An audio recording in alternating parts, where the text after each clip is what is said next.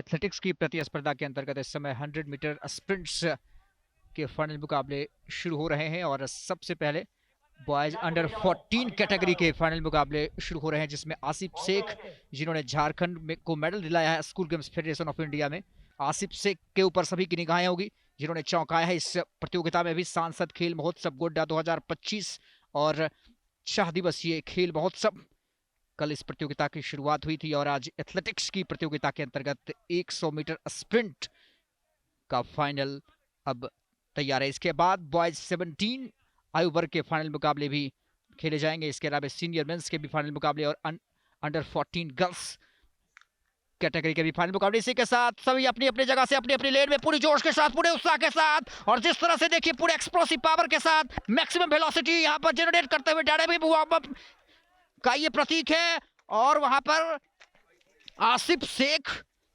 जिनकी बिब नंबर 195 की रही है और वो सबसे आगे निकलते हुए और बहुत ही कमाल का प्रदर्शन स्प्रिंट पूरी की थी।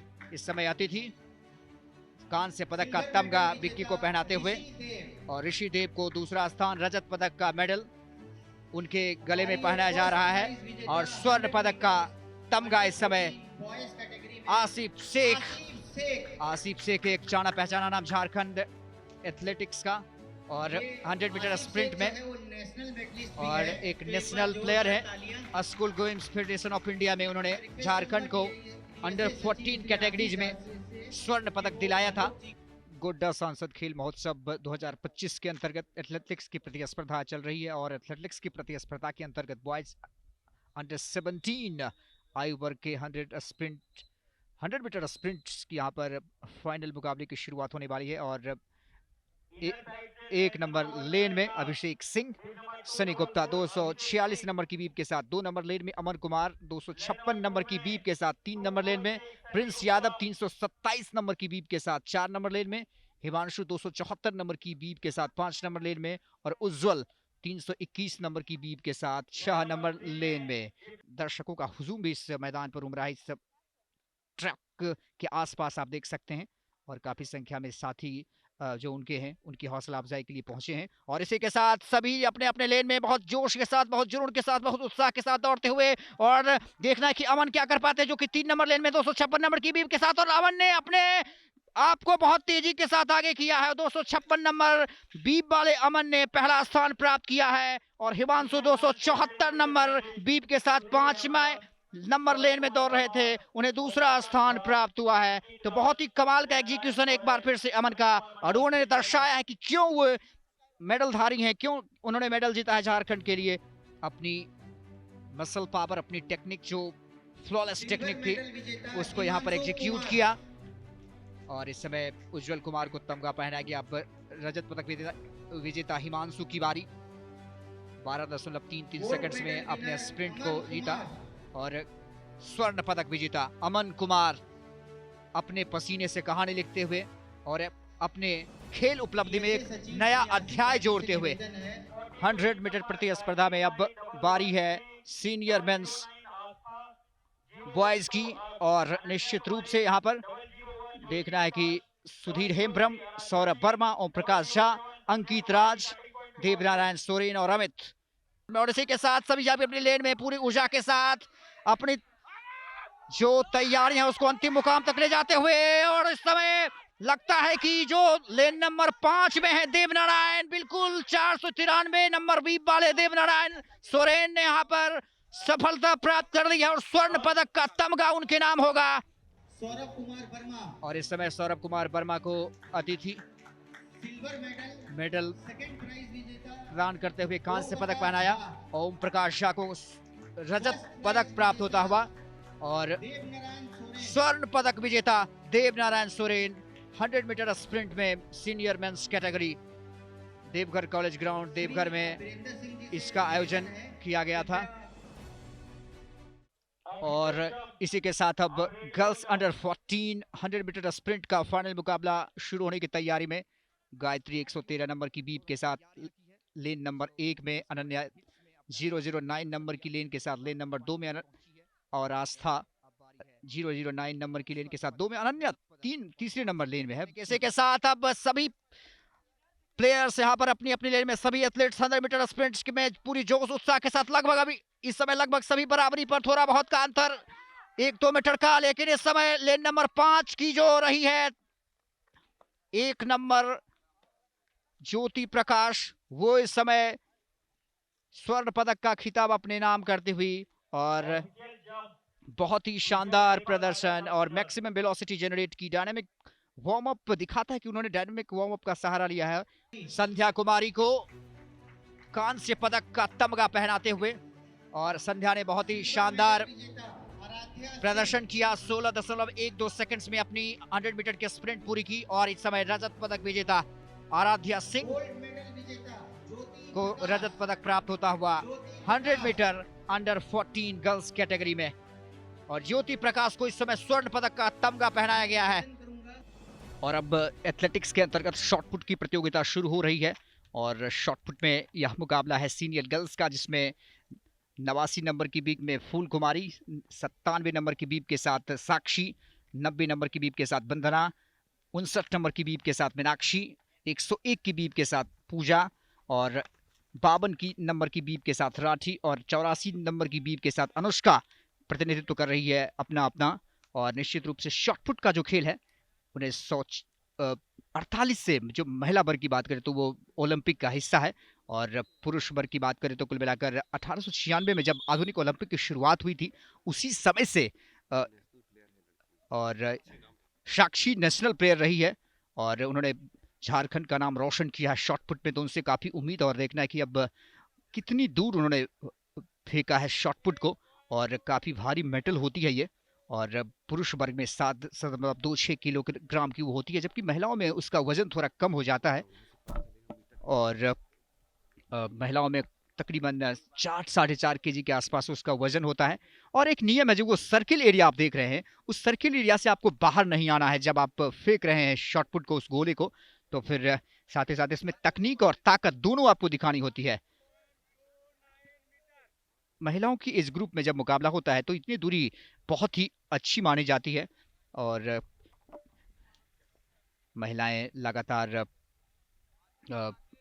इस सांसद खेल महोत्सव के अंतर्गत दूसरा दिन है, और दूसरे दिन के अंतर्गत हम सभी इस समय एथलेटिक्स की प्रतियोगिता के अंतर्गत शॉटपुट प्रतिस्पर्धा के मुकाबले देख रहे हैं सीनियर वुमेन्स कैटेगरी का। और तमाम जो ऑफिशियल्स हैं उनकी बहुत सख्त ड्यूटी होती है, और जो आप मापन देख रहे हैं, मेजरमेंट करते हैं, उसमें थोड़ी सी अगर दिक्कत हो जाती है तो फिर परिणाम पर इसका असर पड़ जाता है। इसीलिए बहुत बारीकी से जो सर्किल है उसके बीच का जो इलाका है वहां से आप मापते हैं, और गेंद जहां लैंड करती है हवाई रास्ते से, जहां पर गेंद पहली बार लैंड करती है, जो बॉल लैंड करती है वहीं तक मापा जाता है। और लगातार ज्यादातर खिलाड़ियों का जो गोला है वो 9 मीटर्स के आसपास का अब तक रहा है, औसत कह सकते हैं आप। और साक्षी राष्ट्रीय खिलाड़ी, झारखंड के लिए मेडल जीता है, और इस बार काफी दूरी तय करते हुए, और देखना है कि ये दूरी कितनी होती है साक्षी की। साक्षी 97 नंबर की बीप के साथ खेल रही है, 8.78 मीटर की दूरी तय की। पिछली जो खिलाड़ी थी उसकी तुलना में थोड़ी कम, और जो बिग प्लेयर्स होते हैं, जो बिग नेम्स होते हैं, उन पर थोड़ा दबाव भी होता है, उनसे अपेक्षाएं भी ज्यादा होती है, और कभी कभी आप अपेक्षा में थोड़ा सा दबाव में आ जाते हैं। लगातार 5.75 मीटर्स और ये दूरी रही, और इस समय इस खेल में हाइट भी बहुत मायने रखता है। अगर आप अच्छी लंबाई के हैं तो फिर आपकी हाथ ऊंची जाती है, और हाथ जब आपकी ऊंची जाती है तो फिर आप दूर तक फेंकने में सक्षम हो पाते हैं, आपकी कैपेबिलिटीज बढ़ जाती है, और मांसपेशियों का इसमें अच्छा रोल होता है, आपकी गर्दन का भी अच्छा रोल होता है। तो इन तमाम टेक्निक्स और ताकत दोनों आपको आजमाना होता है, और सबसे महत्वपूर्ण चीज है कि तुरंत आपको अपनी ताकत और टेक्निक दोनों को एग्जीक्यूट करना होता है। इसीलिए बहुत ही संभल कर और पूरा कंसंट्रेशन चाहिए होता है। आप थोड़ा सा भी अगर इल कंसंट्रेटेड हो जाते हैं तो फिर आप मुश्किल में फंस जाते हैं। 101 नंबर की बी पूजा कुमारी इस समय अपने गोले को लेकर फेंकते हुए, और देखते हैं कि जो ऑफिशियल्स हैं उनका मापन कितना करते हैं।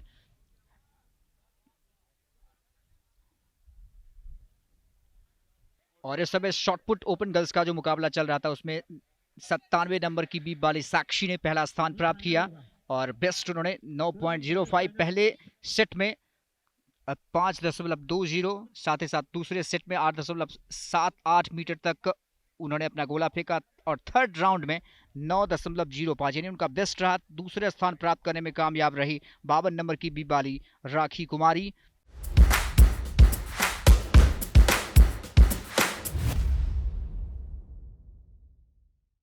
नमस्कार, झारखंड की सांस्कृतिक राजधानी देवघर में एक बार फिर से आपका स्वागत है। और इस समय देवघर कॉलेज ग्राउंड के इंडोर स्टेडियम में हम सभी मौजूद हैं और यहाँ पर वुशु खेल की प्रतिस्पर्धा शुरू हो रही है और 60 केजी पुरुष वर्ग में यह प्रतियोगिता शुरू हो रही है। एमडी अरशद और अजय कुमार के बीच यह मुकाबला है।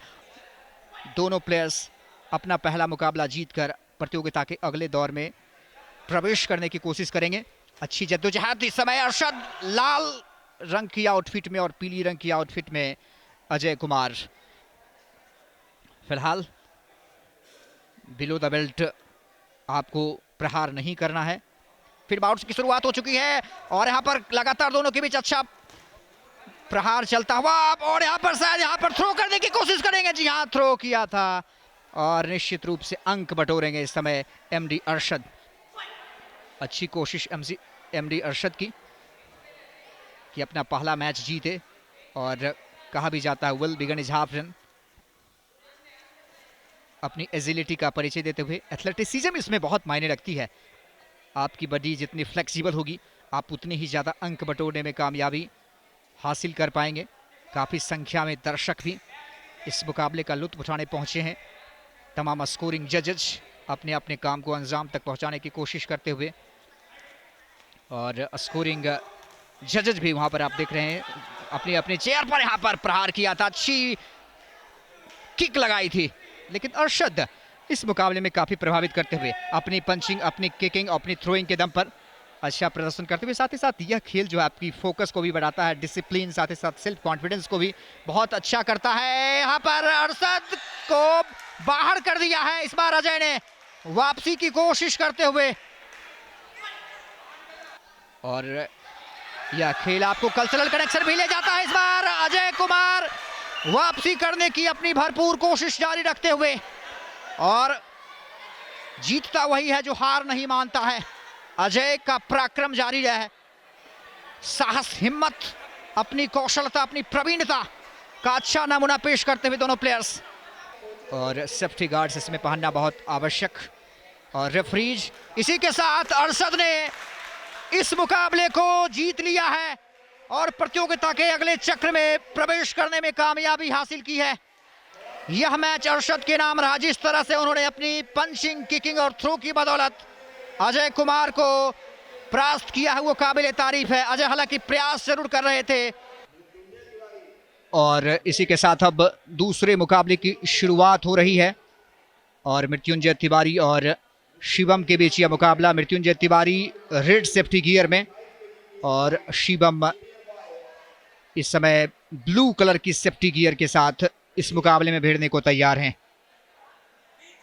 चीफ रेफरी इशारा करते हुए कि पहले बाउट की अब शुरुआत करिए।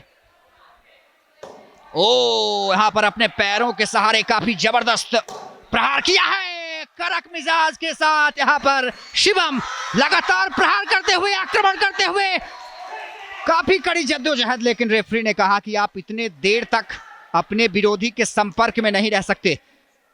इस खेल की सबसे महत्वपूर्ण खासियत यह भी है कि आप ज्यादा देर तक अपने अपोजिशन को अपने कांटेक्ट में नहीं रख सकते हैं। अब बारी यहां पर मृत्युंजय तिवारी की।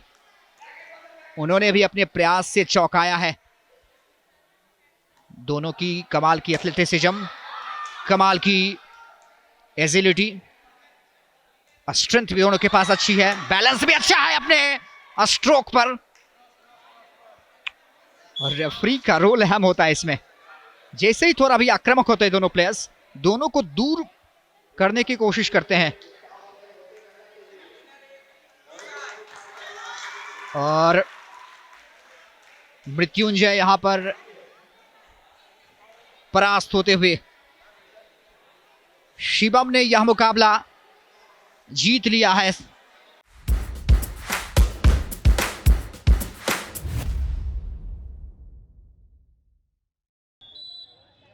नेताजी सुभाष चंद्र बोस स्टेडियम में गर्ल्स वॉलीबॉल के मुकाबले खेले जा रहे हैं। यह मुकाबला डीएवी देवघर और मातृ मंदिर स्कूल देवघर के बीच खेला जा रहा है। डीएवी की जो जर्सी है वो काले रंग के परिधान में है और देख रहे हैं कि इसमें सर्विस पर 6 नंबर की जर्सी में इसमें सर्विस है और रिटर्न मातृ मंदिर के द्वारा, लेकिन सही रिटर्न नहीं कर पाई और एक अंक मिलता हुआ। तो सर्विस जारी है डीएवी की और इस बीच थोड़ा सा दोनों ही खिलाड़ियों के बीच में आपसी तालमेल में जो है थोड़ी सी कंफ्यूजन हुआ था और ये देखिए टाइम आउट लिया गया। टाइम आउट में एक नई रणनीति के साथ दोनों ही टीमें वापस आई है और यहाँ पर यह मुकाबला नेताजी सुभाष चंद्र बोस के स्टेडियम में चलता हुआ सेमीफाइनल मुकाबला और इस बीच रिटर्न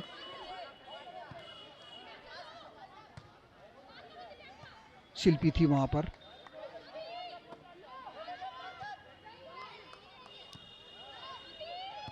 अच्छा रिटर्न उनका सप्लाई किया और वापस उनका ये रिटर्न, लेकिन वहाँ पर श्रुति के द्वारा ये गलती हुई। उन्होंने अंडरहैंड उसको रिटर्न करने की कोशिश की थी लेकिन एक अंक वहाँ गंवाया और एक बार फिर बेहतरीन ये मातृ मंदिर स्कूल के द्वारा ये रिटर्न और इस बीच नेट के पास गेंद आई।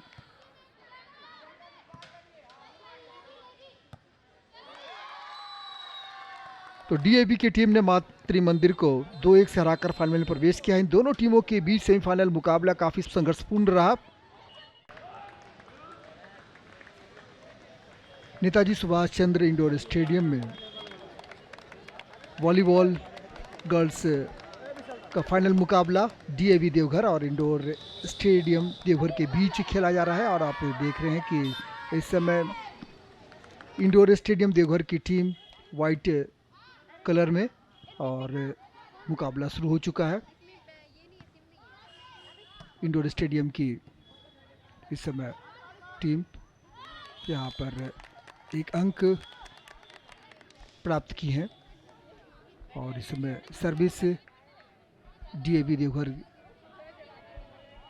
की ओर से उनकी कप्तान का ये सर्विस और बहुत ही बेहतरीन सर्विस है। हाई टॉस इनकी सर्विस थी, रिसीव नहीं कर पाई डीएवी की खिलाड़ी और इस बीच यहाँ पर रिटर्न डीएवी के द्वारा बैक रिटर्न और पावर को जनरेट किया था और बहुत ही अच्छी प्लेसिंग यहाँ पर, बहुत ही सुंदर प्लेसिंग यहाँ पर इंडोर स्टेडियम देवघर की टीम की ओर से और एक बार फिर सर्विस जारी रखती हुई इंडोर स्टेडियम देवघर की टीम यह शानदार मुकाबला चलता हुआ।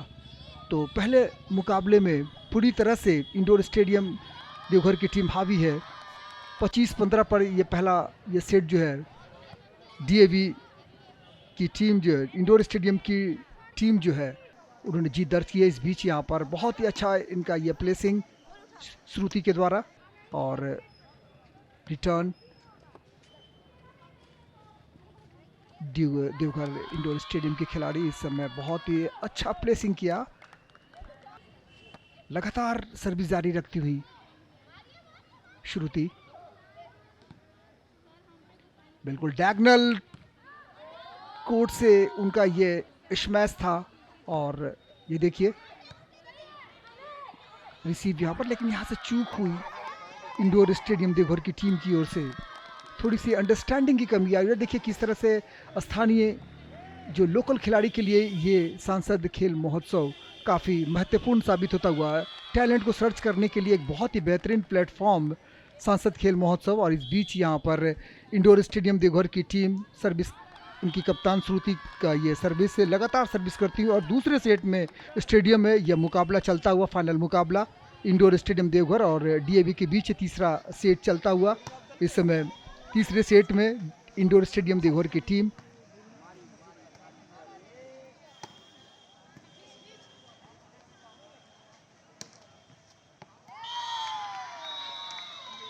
कि देवघर इंडोर स्टेडियम की टीम ये खिताबी मुकाबला जीत लिया है।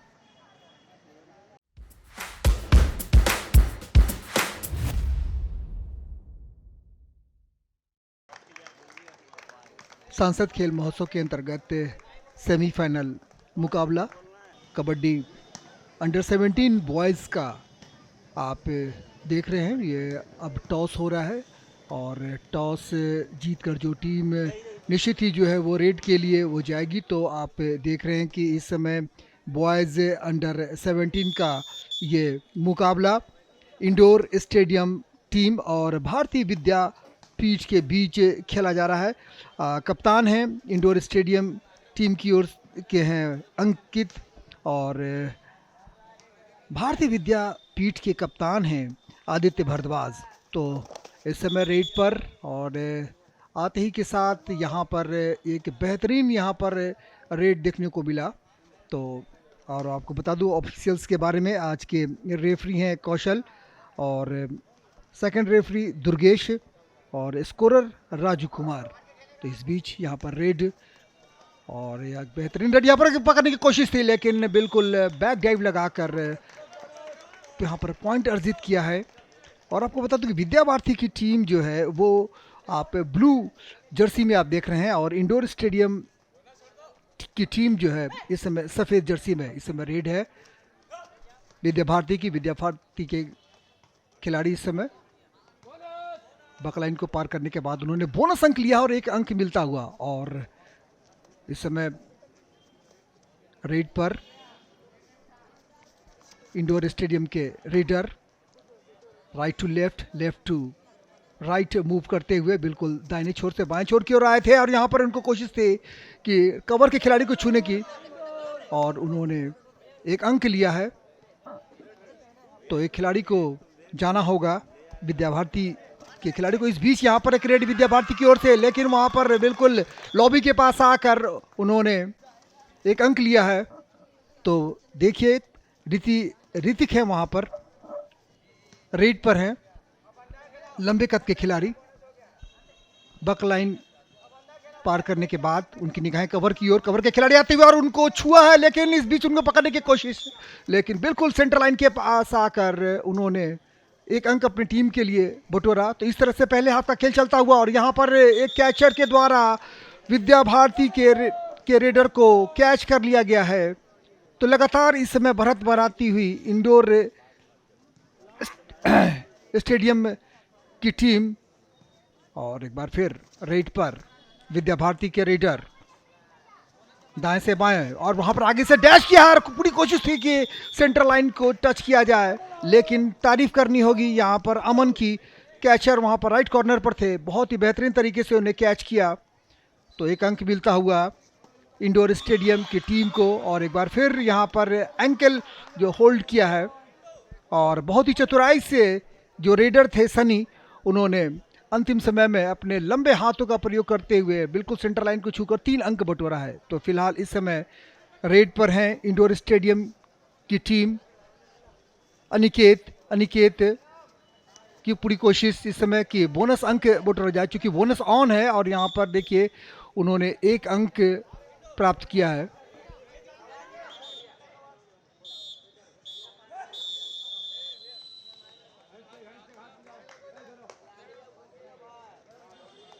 और फाइनल मुकाबले में दूसरे हाफ में इंडोर स्टेडियम की टीम ने जो है 54-18 से यह मुकाबला तो जीत लिया है। तो सांसद खेल महोत्सव 2025 का कबड्डी अंडर 17 प्रतियोगिता में इंडोर स्टेडियम की टीम ने भारतीय विद्यापीठ को 36 अंकों से पराजित कर चैंपियन बनने का गौरव प्राप्त किया है।